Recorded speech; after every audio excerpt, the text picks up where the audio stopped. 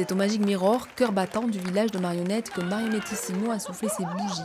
Du haut de ses 20 ans, le Festival international de formes animées a programmé cette année encore des spectacles d'une grande variété de formes. C'est bien, ce sera risqué, tant mieux, le contraire n'est pas à vivre. Tout autour du chapiteau, un village marionnettique s'est animé jour et nuit durant 8 jours. Et dans 60 autres lieux partenaires en Midi-Pyrénées, la marionnette contemporaine est allée à la rencontre de tous les publics. Enfin, c'est quand même impressionnant, parce que finalement, des manifestations culturelles aussi pérennes, il n'y en a pas tant, en fait, parce que c'est difficile de tenir. C'est quand même une sacrée énergie à dépenser, à réinvestir à chaque fois. Donc, finalement, voilà, il n'y a pas de raison d'avoir trop de fausse modestie. On est quand même très, très heureux de ce qu'on a fait. Puis on sait que, pour notre part, on a contribué à ce qu'est aujourd'hui la reconnaissance de la marionnette. Mais quand on connaît son caractère, c'était juste quand même. La ville de Tournefeuille, ville d'ancrage du festival depuis 2006, a pris en charge la location du chapiteau, véritable lieu de rencontre, d'échange et de convivialité.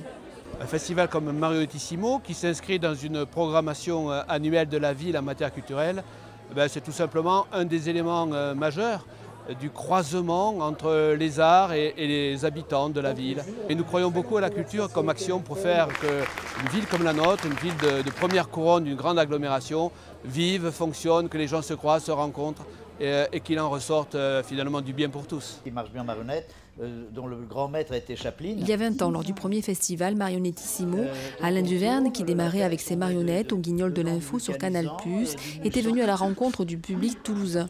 20 ans plus tard, il revient sur les terres du festival comme parrain. Ce qui est intéressant le festival, je pense, c'est effectivement un couloir, une porte pour entrer après dans des programmations plus officielles. Donc cette porte-là doit être ouverte. Et peut-être ce qui manque, effectivement, c'est ce laboratoire, c'est soit un lieu de laboratoire où le public viendrait, voire même payer, pour pouvoir dire après à l'artiste, ce qu'il voit, tiens, j'ai vu ça dans ce que vous avez dit, ah, vous voulez dire autre chose, ah bon, peut-être qu'il faudrait mettre ça comme ça, etc. Mais attends, il rigole, qu'est-ce qui se passe avec le partenariat, oui, je pense que c'est quelque chose de très bien. Et ce que disait le responsable, c'est une liberté, c'est défiscalisé.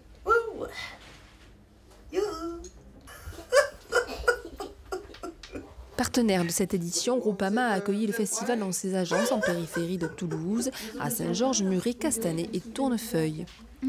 Merci.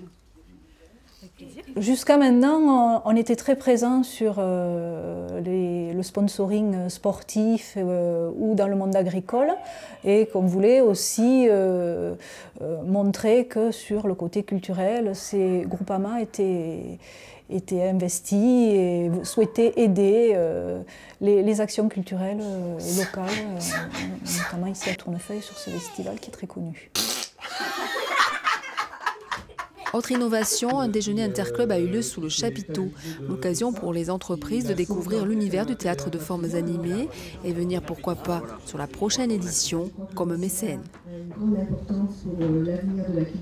L'entreprise, elle récupère sur plusieurs niveaux, sur plusieurs points. Si elle investit financièrement, Monsieur Xavier François nous l'a bien expliqué, elles vont avoir des avantages fiscaux, mais c'est au-delà de ça.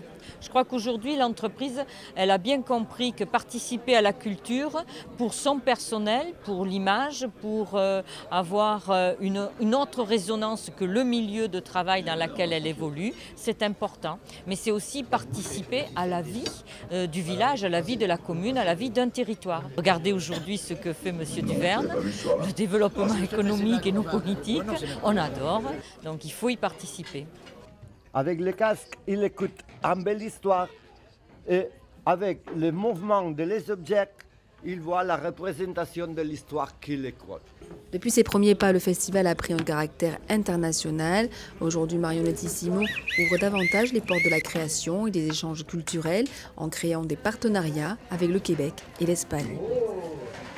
Mais c'est effectivement cette dimension internationale qui nous a toujours mus et d'essayer d'accrocher cette dimension internationale au rayonnement local. Nous, on aime bien dire du local à l'international. Voilà, on fait venir une compagnie de loin et on essaye de la diffuser. Elle va jouer par exemple dans un lieu très institutionnel, au TNT ou au Garonne ou dans un centre culturel important, une scène conventionnelle, mais elle peut très bien jouer dans le cadre du festival Marionettissimo dans un petit village ou dans un quartier. Parce qu'on a un partenaire qui est une association d'animation au milieu rural ou une association de quartier. Et on tient beaucoup à ça.